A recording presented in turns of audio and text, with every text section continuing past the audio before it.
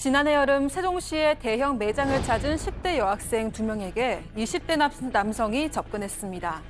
상황을 엿보던 남성, 돌연 여학생들에게 몸을 밀착하더니 성추행을 했습니다. 범행은 여기서 멈추지 않았는데요. 남성은 다른 10대 여학생을 남자 화장실로 끌고 가서 성폭행했습니다. 그런 남성이 1심에서 받은 형량은 고작 집행유예였습니다.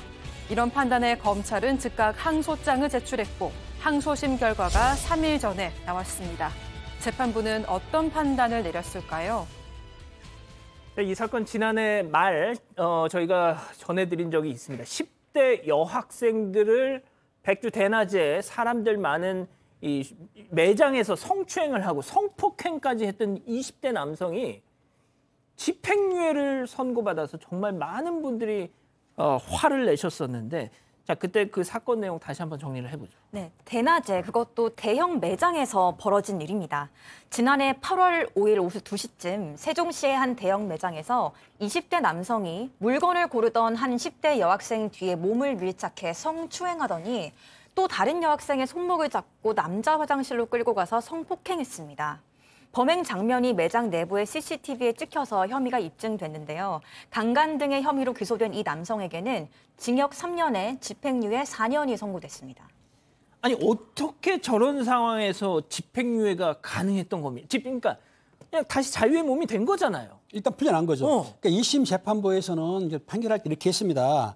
한낮 공개된 장소에서 쇼핑하던 피해자를 상대로 범행한 죄책이 무거운 건 맞아요. 맞는데 뭐가 문제냐? 피고인이 반성을 하고 있다. 두 번째, 당시 범행을 할 때 유형력 행사가 적었다는 얘기는 심하게 때리지 않았다는 얘기입니다. 그리고 피고인이 형사처벌 안 받았다는 얘기는 전과가 없다는 얘기예요. 가장 중요한 거, 피해자들하고 합의가 됐습니다. 그러니까 합의가 되면 보통 피해자들이 선처 탄원서를 보내지 않습니까? 그러니까 그게 재판부에 선처 탄원서가 들어오니까 재판부에서는 징역 3년에 집행유예 4년을 선고하면서 피고인을 풀어주게 된 거죠. 지금 당장 우리 가족 여러분들 지금 채팅창 터지게 생겼어요, 지금. 응? 박 변호사님. 네. 이거는 뭡니까? 이제 법의 문외한인 제가 생각하는 건 뭐 둘째 치고라도 법조인들 사이에서도 이때 논란이 컸습니다. 말이 좀 안 되는 그런 부분이 있어요. 우리 형법 체계는 어떻게 돼 있냐면 피해자의 연령을 중심으로 성범죄를 규율을 합니다. 만약에 피해자가 성인이면 뭐 예컨대 강간 같은 경우 3년 이상이 되는 거고요. 근데 청소년이나 미성년자 되면 형이 계속 높아지는데 지금 피해자들이 청소년이 10대들이거든요. 거기다가 추행죄, 강제추행죄도 있지만 강간, 성폭행 부분도 있습니다. 이러면 경합범으로 해야 되고 기본적으로 7년 6개월 이상이 돼야 되는 상황으로 저는 이렇게 보이는데 지금 나오다시피 청소년 성보호법 따르면 5년 이상이고 경합을 하면 더 많아지거든요.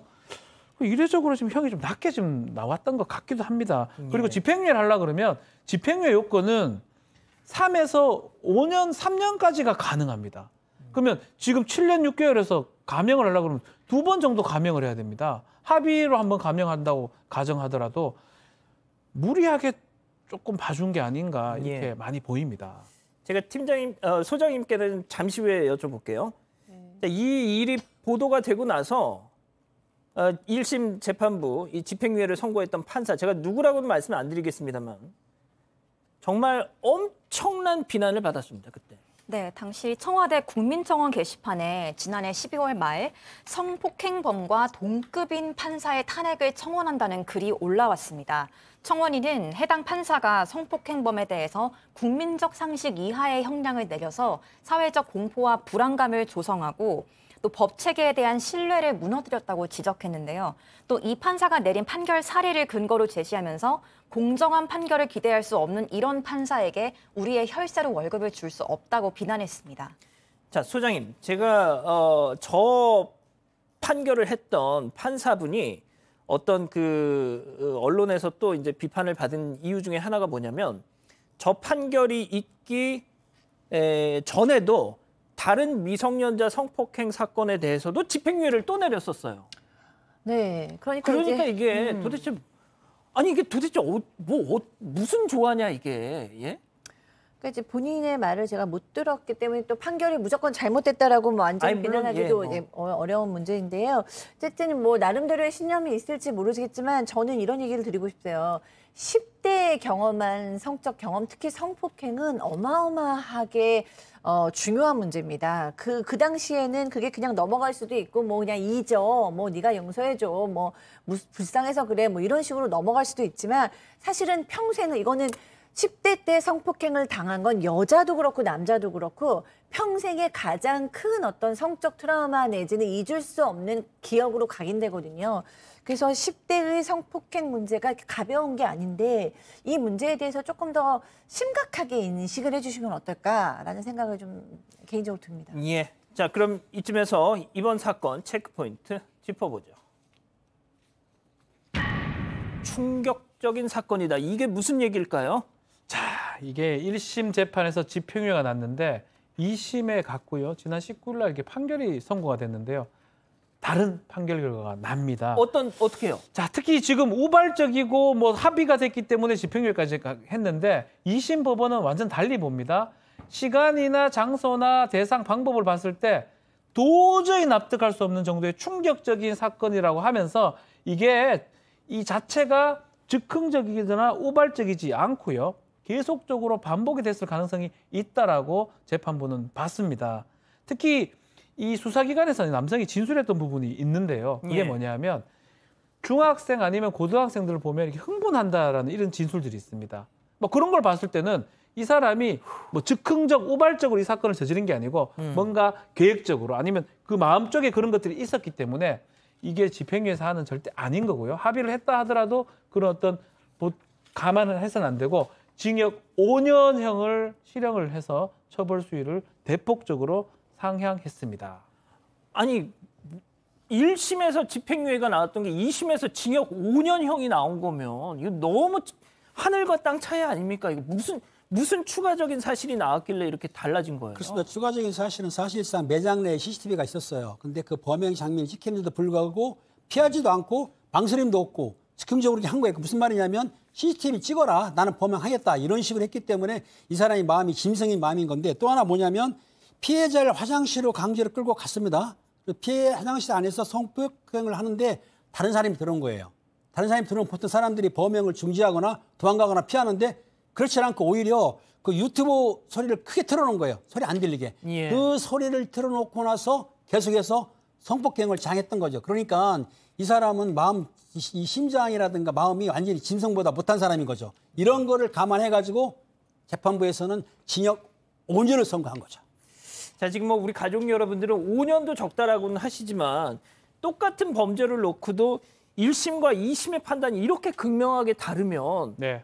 두 재판부, 뭐 제가 누가 옳다 그르다를 판단하지는 않겠습니다만 네. 이렇게 차이가 나면 되죠. 두 재판부 중에 한 곳은 좀 비판을 받아도 되는 거 아닙니까? 사법 신뢰를 떨어뜨리는 요인이 될 수밖에 없어요. 뭐 예를 들어서 유죄 무죄가 달리는 거, 그리고 특히 뭐 1심에서 제출된 증거, 2심 제출된 증거가 달라서 그래 되는 경우는 뭐 그럴 수 있는 겁니다. 그렇지만 사건 자체는 그대로입니다. 그러니까요. 유죄가 인정되는데 집행유예하고 실형 5년이에요. 천지 차이죠. 간혹 그럴 수는 있어요. 막 1년 정도 징역이 차이 나거나 이런 부분들은 양형 기준을 반영할 때 가능한데 똑같은 사건이고 크게 바뀐 것이 없는데도 불구하고 이렇게 실형하고 집행유예 차이 난다? 이 부분은 사법 신뢰를 떨어뜨리는 요인이 되지 않을까. 근데 이런 일이 왕왕 있습니까? 잘 없습니다. 저도 뭐 오랫동안 변호사하고 좀 법률 업무를 좀 했지만 1심에 집행유예 해가지고 뭐가 다른 증거들이 발견되고 결정적 증거가 발견돼서 올라가는 경우는 있어도 이 근본적으로 지금 사건 자체는 그대로거든요. 그렇죠. 그대로인데 이게 바뀐다. 이 부분은 납득하기 좀 어렵네요.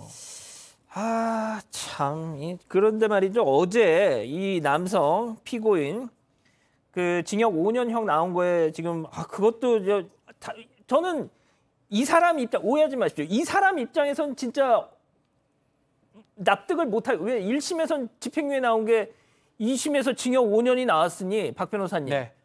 나 이 대법원까지 가야겠다 생각했었을 것 같아요. 혹시 만약에 변호사가 바뀌었잖아요. 혹시 뭐 제가 이 사건 그 변호사 누군지 모릅니다.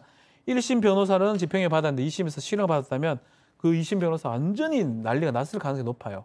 그렇기 때문에 지금 이 상황에서 대법원 상고까지 한 상황입니다.